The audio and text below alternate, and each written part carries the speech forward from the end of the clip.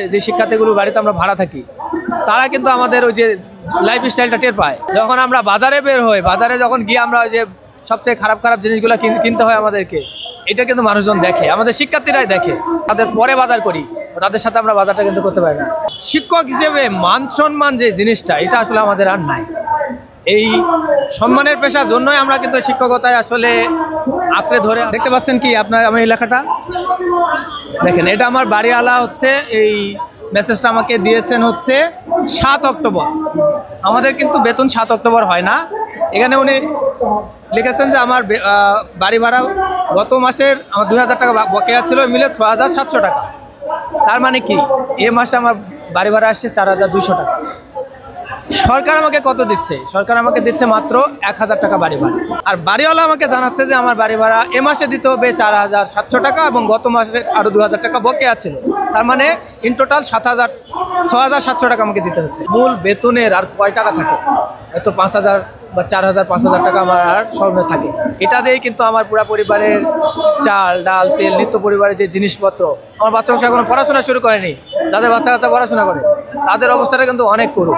আমাদের সেই বেসিক একবার চেঞ্জ হয়েছিল 2015 সালে, ওই বেসিকে আছে, কিন্তু 15 সালের মতো জিনিসপত্রের দামও কিন্তু নেই।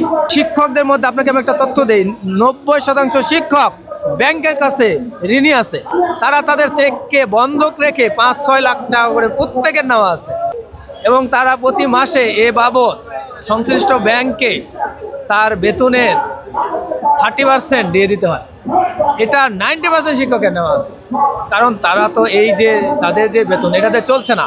আমি হচ্ছে টিউশনি করতে পারি না, মানে আমার বাংলা বিষয়ে মানুষকে টিউশনি করতে লজ্জা লাগে, টিউশনি করাতে পারি না।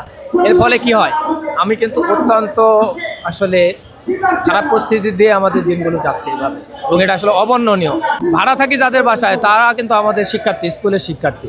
তো অন্যান্য দূরের মানুষ কিন্তু বোঝে না, আমরা ভালো কাপড় চোপড় পরে আসি, ইন করে কিন্তু সবাই আমরা স্কুলে আসি। কিন্তু যারা হচ্ছে ওই যে শিক্ষার্থীগুলো বাড়িতে আমরা ভাড়া থাকি, তারা কিন্তু আমাদের ওই যে লাইফ স্টাইলটা টের পায়, যে আমরা কীভাবে চলি, কী খাই না খাই, এগুলো কিন্তু তারা টের পায়। সুতরাং হচ্ছে মানে শিক্ষক হিসেবে মান সম্মান যে জিনিসটা, এটা আসলে আমাদের আর নাই।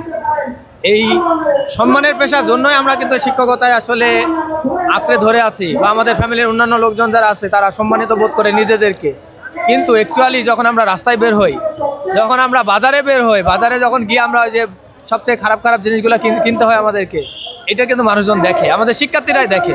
তারাও যখন আমাদের সাথে একসাথে বাজার করতে যখন দেখা হয়, তাদের লজ্জায় আমরা তাদের পরে বাজার করি, তাদের সাথে আমরা বাজারটা কিন্তু করতে পারি না।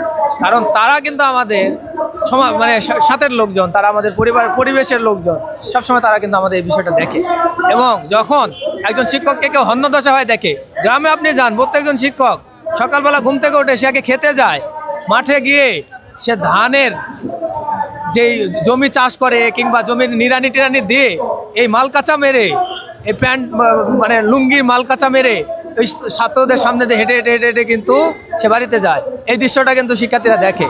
এবং একজন শিক্ষার্থীকে যখন হন্য অবস্থায় আপনি দেখবেন, সেই শিক্ষার্থী ক্লাসে এসে যদি বড় বড় লেকচার দেয়, এই লেকচারটা ওই যে শিক্ষার্থীরা কিন্তু শুনে হাসে, কিংবা তারা আসলে উপহাসের মতোই লাগে। কারণ তারা তো দেখছে যে কিছুক্ষণ আগে এই শিক্ষক এই লুঙ্গিটা মালকাচা মেরে সে ক্ষেত থেকে কাদা অবস্থায় উঠে এসে কোনো রকম গোসল করে দৌড় দিয়ে সে ক্লাসে আসছে।